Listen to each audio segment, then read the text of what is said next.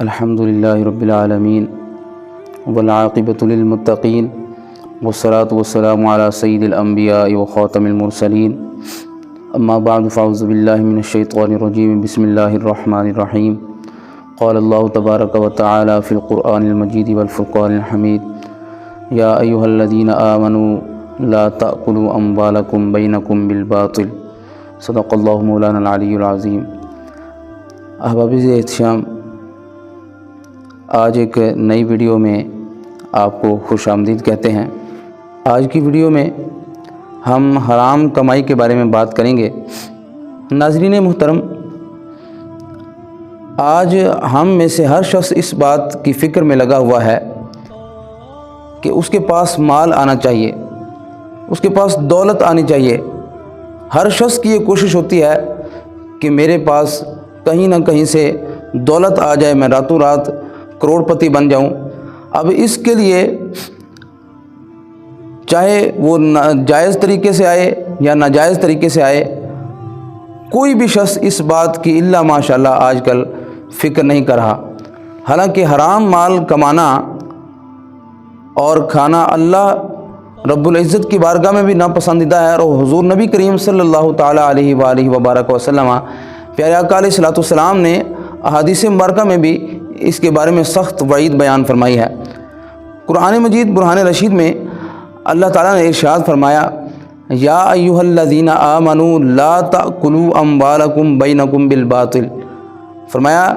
اے ایمان والو، آپس میں ایک دوسرے کے مال ناحق طریقے سے نہ کھاؤ۔ یعنی واضح الفاظ میں اللہ تعالیٰ نے ناحق طریقے سے ایک دوسرے کے مال کھانے سے منع فرما دیا۔ اب اس میں اس آیت مبارکہ کا مفہوم بہت واضح ہے اور بہت وسیع مفہوم ہے کہ رشوت ستانی کے ذریعے ایک کسی کا مال ہڑپ کر جانا، غریب کا حق کھا جانا، اسی طرح دیگر ناجائز ذرائع ہیں، سود کے ذریعے، چوری کے ذریعے، ڈاکہ زنی کے ذریعے، ملاوٹ کے ذریعے، مختلف جو ہمارے معاشرے میں ناجائز طریقے سے مال کھانے کی صورتیں موجود ہیں، وہ ساری کی ساری اس آیت مبارکہ کے تحت شامل ہیں، جن سے اللہ تعالیٰ نے منع فرمایا ہے۔ اور حضور نبی کریم صلی اللہ تعالیٰ علیہ وآلہ وسلم نے احادیث مبارکہ میں بھی اس کی ممانعت بیان فرمائی ہے۔ اس بارے میں حضور علیہ الصلوۃ والسلام نے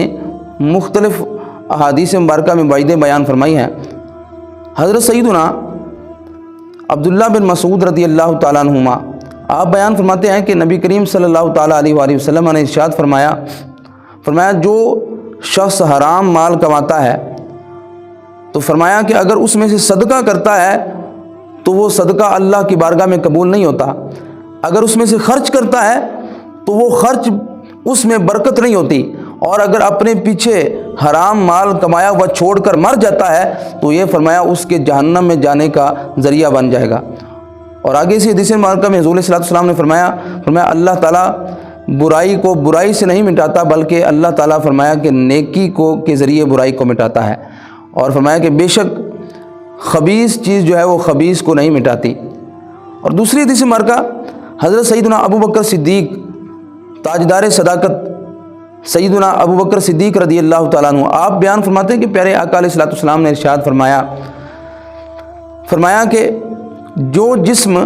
حرام غذا سے پلتا ہے تو فرمایا اللہ تعالیٰ اس جسم کے لیے جنت کو حرام فرما دیتا ہے۔ اور اسی طرح ایک حدیث مبارکہ ہے، حضور نبی کریم صلی اللہ تعالیٰ علیہ وسلم نے حضرت سیدنا سعد رضی اللہ تعالیٰ عنہ سے فرمایا اے سعد، اپنی غذا پاک کر لو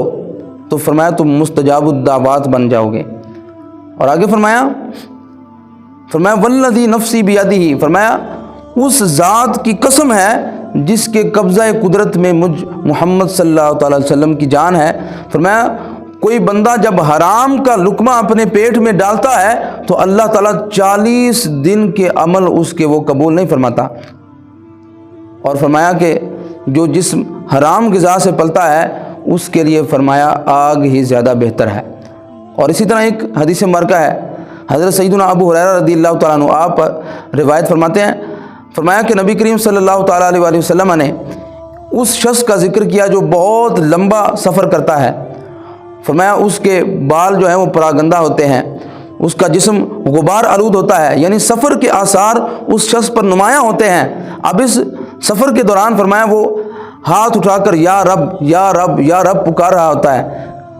یعنی فرمایا کہ بہت لمبا سفر کرتا ہے اور رب کو پکار رہا ہے، لیکن فرمایا اس کی حالت کیا ہے، اس کا کھانا بھی حرام کا ہوتا ہے، اس کا پینا بھی حرام ہے، اس کا لباس بھی حرام کا ہے اور اس کی غذا بھی حرام ہے، تو فرمایا پھر اس کی دعا کیسے قبول ہوگی؟ ان احادیث مبارکہ پر اگر غور کریں تو ان سے بھی ہمیں یہی پتہ چلتا ہے کہ حضور نبی کریم رؤوف الرحیم آقا دو عالم پیارے آقا علیہ الصلوۃ والسلام نے بھی یہی ارشاد فرمایا، گویا کہ آپ علیہ الصلوۃ والسلام نے قرآن کی تفسیر بیان فرما دی کہ اللہ تعالیٰ نے فرمایا کہ اے ایمان والو، آپس میں ایک دوسرے کے مال ناحق طریقے سے نہ کھاؤ، اور پیارے آقا علیہ الصلوۃ والسلام نے اس کی مزید وضاحت بیان فرما دی، تفسیر بیان فرما دی اور وبال بھی بیان فرما دیا کہ فرمایا کہ جو بندہ ناحق طریقے سے مال کھائے گا تو اس کا انجام کیا ہوگا، جو حرام مال کمائے گا اور کھائے گا تو وہ بندہ جہنم میں جانے کا مستحق اپنے آپ کو بنا لے گا۔ تو آئیے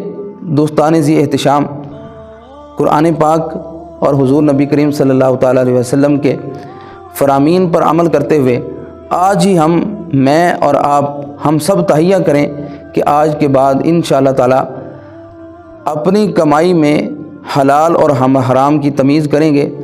خود بھی حلال کما کر حلال کھائیں گے اور اپنے بچوں کو بھی ہمیشہ حلال کھلائیں گے۔ اللہ تعالیٰ کی بارگاہ میں دعا ہے کہ اللہ تعالیٰ ہمیں عمل کرنے کی توفیق عطا فرمائے۔